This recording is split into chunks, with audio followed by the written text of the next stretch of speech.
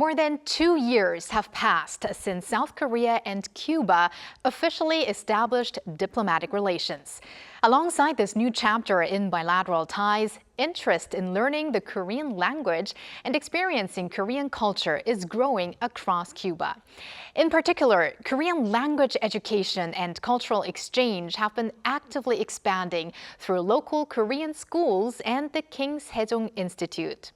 Let's connect with today's K-Correspondent Joung Ho-hyun, principal of the Cuba Korean Language School and director of the King Sejong Institute in Havana, to learn more. Hello, Director Joung. Hello. Hello. Thank you for joining us today on the show. So, Director Joung, it is known that the first Korean immigrants settled in Cuba back in 1921. So, first off, could you share how you personally came to build a connection with Cuba and eventually settled there? And also, tell us about the current size of the Cuban community there right now. About 300 Koreans first settled in Cuba in 1921, but for many decades there are very little exchange between Korea and Cuba because of historical circumstances in both countries. Today, Korean descendants in Cuba have reached the sixth and even seventh generation, and around 1,000 descendants are living across the country. Most families are now mixed, but many still feel proud of their Korean roots and identity. As for me, I studied documentary filmmaking in Toronto, Canada, and first visited Cuba in 2004 as a tourist. I was deeply touched by the warmth of Cuban people and their simple, human-centered way of life, and eventually I decided to stay. Later, I became the first Korean permanent resident in Cuba after the revolution. Right, that's very interesting, Director Joung. I just want to quickly correct earlier when I said about the current size of the Cuban community in Cuba. Of course, I meant the Korean descendant community in Cuba. Just wanted to make that quick correction. For sure. And now, Director Jung, we do understand that in 2022, you established a Korean language school in Cuba to teach not only Korean descendants, but also local Cubans about the Korean language and the culture as well. So what inspired you to found the school, and who are the primary students currently enrolled? Originally, the school was created mainly for Korean descendants in Cuba. For many years, they hoped to learn Korean and reconnect with their roots. In 2022, we received support from the Overseas Korean Foundation, which is now Overseas Korean Agency. We were finally able to establish the Cuban Korean Language School. What surprised me was the strong interest from local Cubans. Korean dramas were already very popular in Cuba. K-pop was spreading quickly, and more people started asking for Korean classes. Because of this growing interest, the King Sejong Institute Havana was officially established in 2024 for local Cuban learners. Our students range from children and university students to working adults and senior learners.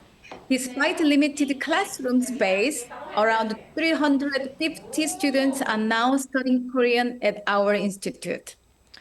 Well, you already hinted it a little bit, but what are the main reasons students in Cuba choose to learn Korean?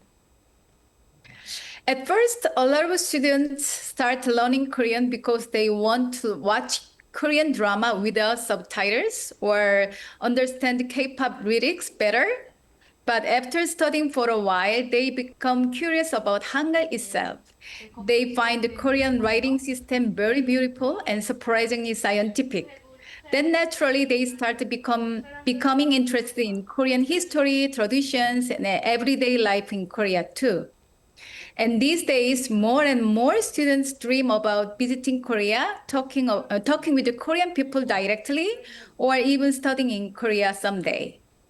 Wow, and now we want to talk about the class itself. So could you please tell us more about how classes are conducted? Because previously you've told us that some of the students enroll in classes because they want to watch K-dramas without subtitles. So are these K-dramas or other Korean content incorporated into your lessons? And how have students responded so far? At the King Sejong Institute, Havana, we have Korean classes from level 1 to level 4.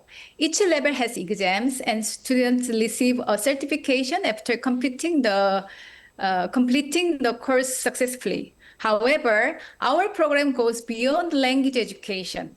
Students also experience Korean culture through activities like a traditional craft, Korean knitting, cooking class, and Hangul Day events. The cooking class is especially popular. Students really enjoy making tteokbokki, japchae, kimchi, and Korean pancakes together. One thing that is very special to me is seeing students of all generations studying together. Our oldest student is 88 years old, and her group passionately practice Korean songs to perform at cultural events. Wow, sounds like such a fun classes. I especially like the tteokbokki cooking class.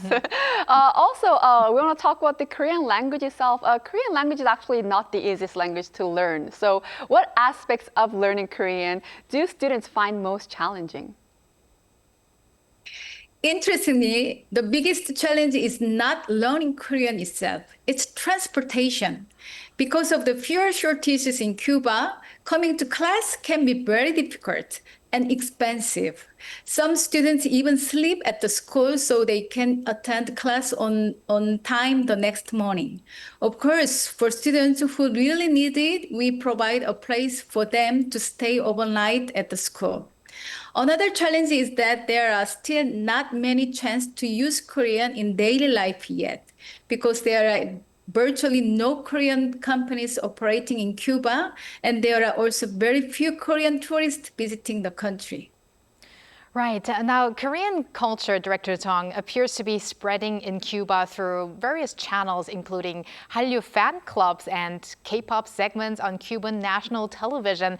So from your perspective, how strong is local interest in Korean culture? I mean, beyond learning Hangul, what aspects of Korean culture are currently most popular in Cuba? Honestly, it's harder to choose just one thing because Cubans are interested in almost everything about Korea. K-pop, dramas, movies, food, fashion, even Korean people themselves. A lot of Cubans also really admire Korean values like respect for parents and close family relationships. For younger people and even little kids, K-pop is huge. They know all the songs and choreography from groups like Blackpink, Stray Kids, and songs from K-pop Demon Hunters. For others, Korean food is very popular. They really want to learn how to cook Korean dishes, and through food, they feel like they can experience Korea more directly. Now, also that more than 2 years have passed since South Korea and Cuba established diplomatic relations. What noticeable changes have you observed, if you have noticed some of those? I think Korean culture in Cuba becomes more visible since diplomatic relations were established. Even before the Korean embassy officially opened, many Cubans were already enjoying Korean culture through K-pop and dramas. But after diplomatic relations were established, people began to feel that Korean culture was being recognized more officially and openly.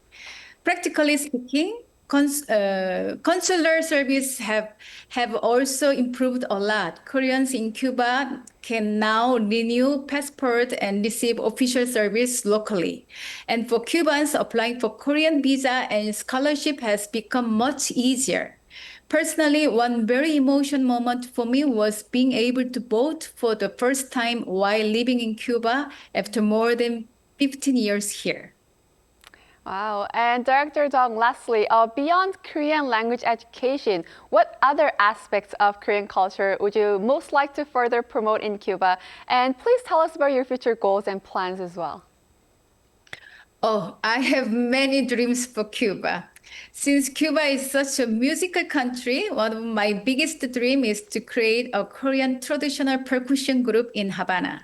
I would love to see Cuban students playing instruments like a jango, jing, buk, and quengari together as a samulori team.